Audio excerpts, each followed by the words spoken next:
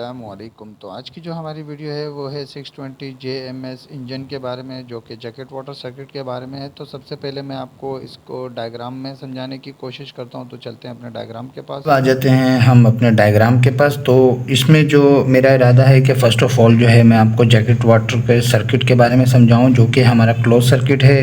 और ये हमारी जो PNID है ये हमारी है 620। ये आप देख सकते हैं, ये लिखा हुआ है 620 JMS 620। ठीक है, ये हमारी 620 इंजन की है।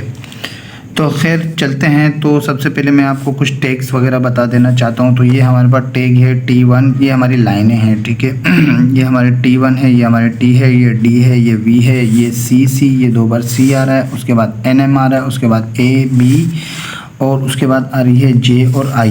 तो आज जो है मैं आपको इस लाइनिंग डायग्राम में जो है सिर्फ और सिर्फ जो है मैं जैकेट वाटर के सर्किट के बारे में समझाने की कोशिश करूँगा।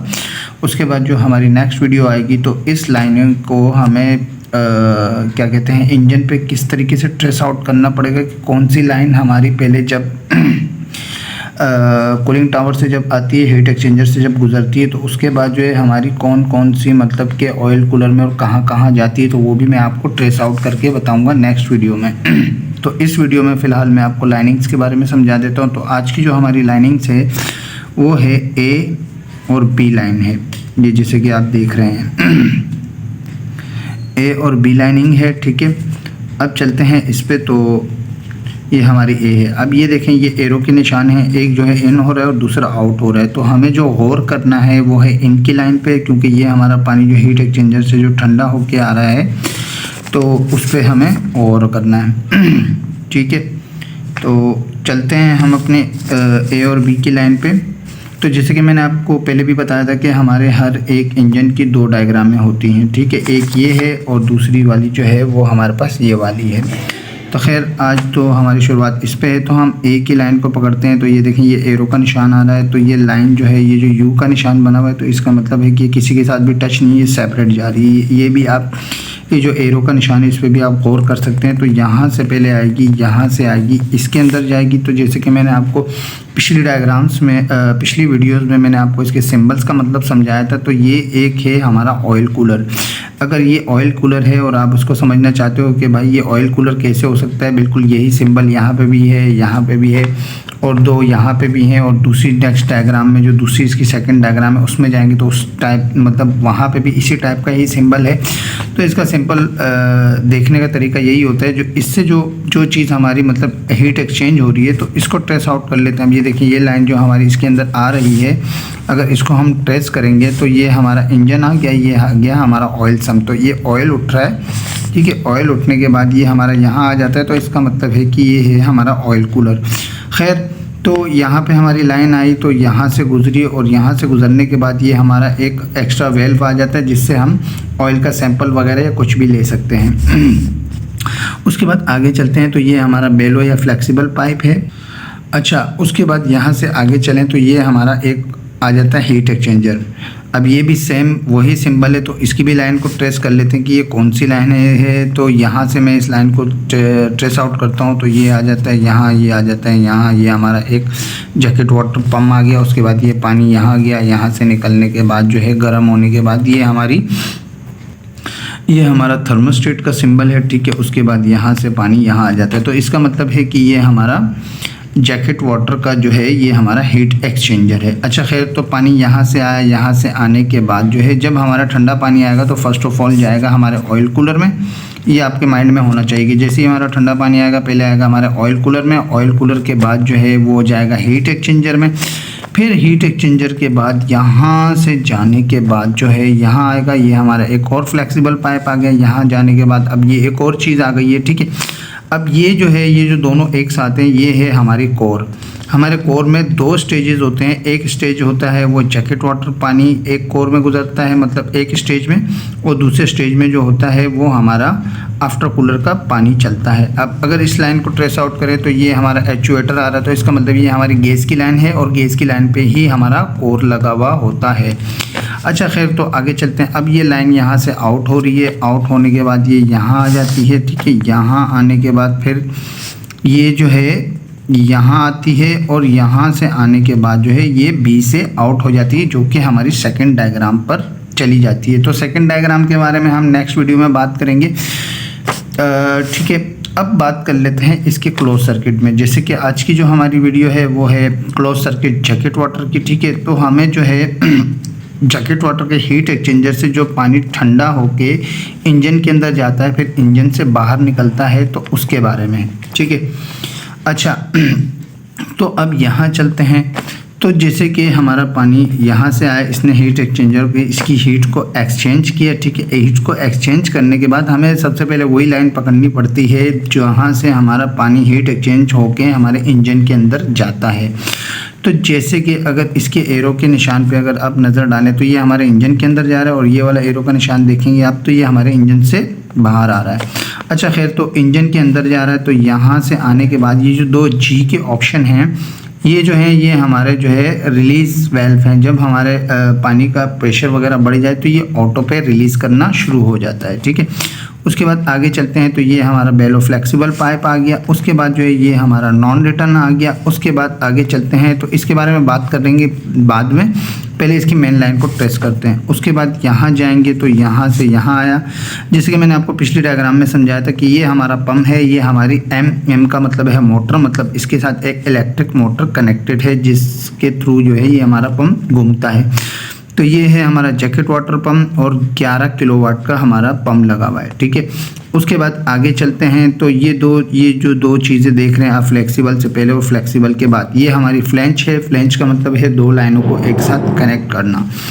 उसके बाद जो है ये चला जाता है हमारे इंजन में। इंजन मतलब सिलेंडरों में, हेडों में वगैरह में, वहाँ से उसका टेम्परेचर उठाता है। अच्छा खैर, तो उठाने के बाद जब ये हमारे इंजन से बाहर आता है तो ये लिखा हुआ है हमारा TI। तो TI का मतलब होता है टेम्परेचर इंडिकेटर, मतलब टेम्परेचर सेंसर भी हो सकता है, टेम्परेचर गेज भी हो सकता है, लेकिन फ़िलहाल जो है ये हमारा टेम्परेचर सेंसर है। अब ये कौन सा सेंसर है? ये जो सेंसर है हमारा ये है जैकेट वाटर टेम्परेचर सेंसर।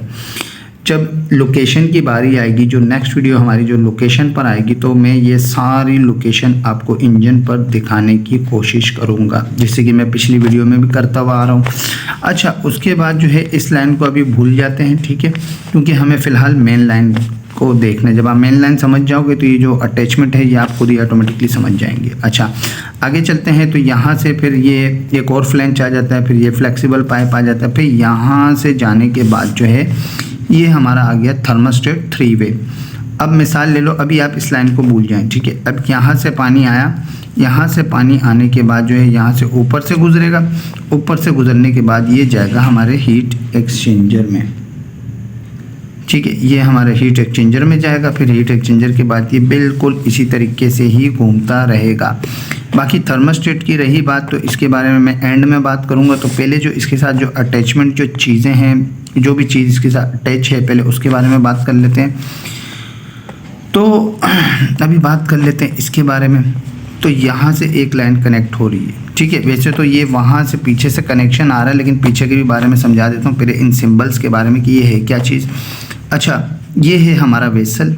ठीक है, ये जो आप सिंबल देख रहे हैं ये है हमारा वेसल, और इसके साथ जो है ये हमारा प्रेशर रेगुलेटर लगा होता है। इसके साथ हम अपनी मेन लाइन टच करते हैं जब हमें इसके अंदर पानी ऐड करना होता है। ठीक है, तो रेगुलेटर के हिसाब से हम इसका प्रेशर सेट करते हैं। ठीक है, तो उसके बाद ये आ गया PI का मतलब होता है प्रेशर इंडिकेटर, मतलब यहाँ पे हमारा ज़्यादातर जो है प्रेशर गेज ही लगा हुआ होता है। उसके बाद ये जो आप चीज़ देख रहे हैं, ये जो सिंबल है वेसल के साथ, ये हमारा फ्लेक्सिबल पाइप को इंडिकेट करता है, जो कि हमारा इसके साथ फ्लेक्सिबल पाइप कनेक्ट है। फिर उसके बाद जो है ये हमारा स्ट्रॉन्ग पाइप कनेक्ट है इसके साथ। अच्छा, तो ये जो लाइन जा रही थी नॉन रिटर्न के बाद, फिर यहाँ से एक लाइन ऐसे टच होके फिर यहाँ ऐसे जा रही है। ठीक है, वैसे वहाँ से आ रही है। खैर, तो यहाँ से एक लाइन आ रही है। तो ये हमारा बॉल वेल्व है, मतलब कि नॉर्मल वेल्व जो हमारे घरों में भी होते हैं, जो हम लोग इसको ऑन ऑफ करते हैं। ठीक है, उसके बाद यहाँ देखा जाए तो ये आपको अगर दिख रहा हो, यहाँ पे लिखा हुआ है FS का मतलब होता है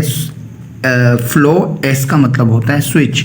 अगर FS आ रहा है तो फ्लो स्विच है, TS आ रहा है तो टेम्परेचर स्विच है, PS आ रहा है तो प्रेशर स्विच है। ठीक है, उसके बाद ये हमारा नॉर्मल वेल्व आ गया। उसके बाद ये आ रहा है TS, जैसे कि मैंने आपको बताया। तो TS का मतलब होता है टेम्परेचर स्विच भी होता है, लेकिन यहाँ पे हमारा थर्मोस्टेट लगा होता है इलेक्ट्रिकली। ठीक है, वैसे हम लोग इसको टेम्परेचर स्विच भी कहते हैं। अच्छा, तो उसके बाद ये वाला जो आप सिंबल देख रहे हैं, ये वाला, ये है हमारा हीटर। उसके बाद ये हमारा सैंपल लेने के लिए या पानी चेक करने के लिए गर्म है या नहीं है, जो भी है, ये वो एक्स्ट्रा वेल्व दिया हुआ है। उसके बाद आगे जाते हैं तो ये हमारा एक पंप आ जाता है, उसके साथ ये इलेक्ट्रिक मोटर कनेक्ट होती है पंप के साथ, ठीक है। ये है हमारा जो है प्री हीटिंग पंप है।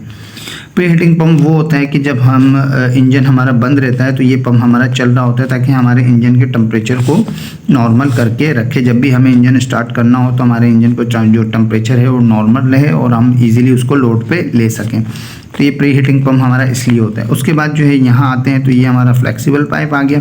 फिर उसके बाद ये हमारा नॉर्मल वेल्व एक और आ गया। अच्छा, अब ये जो लाइन है ये आ कहाँ से रही है तो इसके बारे में बात कर लेते हैं। अब वो मैं आपको यहाँ से समझाने की कोशिश करता हूँ। जैसे कि यहाँ से हमारा ये जो लाइन जा रही थी, मेन लाइन, यहाँ से हमारा पानी गया, ठीक है। यहाँ से गर्म होने के बाद तो वो तो आगे थर्मास्टेट और हीट एक्सचेंजर में जाएगा। अच्छा, यहाँ से एक और लाइन भी जा रही है।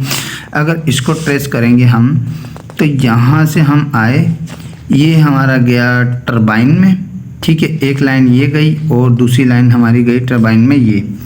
अब जब टरबाइन से जब हमारा पानी आउट होगा, जो नीचे वाली जो लाइन देख रहे हैं आप, ठीक है, ये वाली लाइन जाएगी यहाँ, ये इसके साथ टच हुई, फिर बिल्कुल इसी तरीके से, लेकिन यहाँ से ऊपर से जा रही है लाइन, ठीक है। लाइनों के कलर में भी फ़र्क है। देखें, ये जो दूसरी वाली लाइन है ये डबल लाइन है और ये हमारी सिंगल लाइन है, ठीक है। अब ये लाइन जो है ये दोनों जो है एक साथ कनेक्ट हो जाएंगी।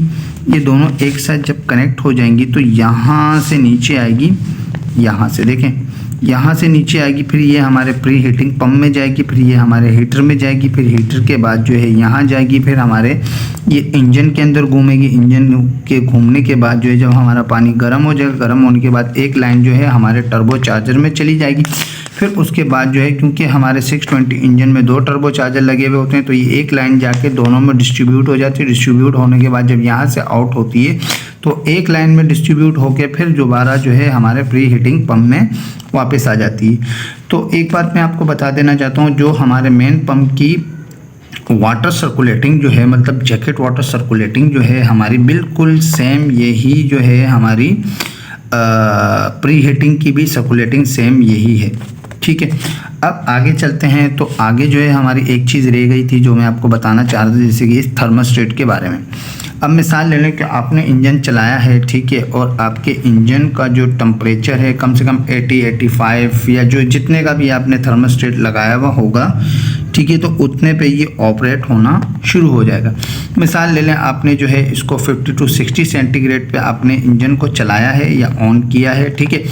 उसके बाद मिसाल ले लें ये हमारा थर्मोस्टेट जो है ये हमारा ओपन होगा 80 सेंटीग्रेड पे। अभी मिसाल ले लें कि आपने अगर 60 सेंटीग्रेड पे चलाया है तो यहाँ से जो पानी आएगा, यहाँ से आएगा तो यहाँ से डायरेक्ट डाउन होके दोबारा इंजन में जाएगा। तो ये जो दूसरा जो ओपन साइड पे जो हीट एक्सचेंजर पे जो लाइन जा रही है, इसको ये क्लोज करके रखेगा।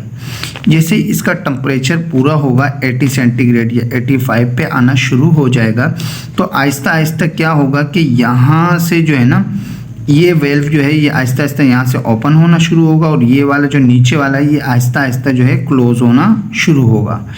तो बिल्कुल ऐसा भी नहीं होगा कि डायरेक्ट वहाँ ओपन हो जाए और डायरेक्ट यहाँ बंद कर दे। तो अगर मिसाल है 50% ये खुला है तो 25% हमारा पानी यहाँ से गुजरेगा और 25% हमारा यहाँ से गुजरेगा। जब ये अपना 85 to 90 सेंटीग्रेड जब पूरा कर लेगा तो उसके बाद ये जो नीचे की लाइन है इसको क्लोज कर देगा और पानी सीधा जो है हमारे हीट एक्सचेंजर से गुजारना शुरू कर देगा। अच्छा, तो उसके बाद जो है ये हमारा एक और प्रेशर इंडिकेटर मतलब प्रेशर सेंसर लगा हुआ है, ठीक है, इसके दरमियान में इन दोनों ये जो पानी जो हमारा यहाँ से गुजर रहा है।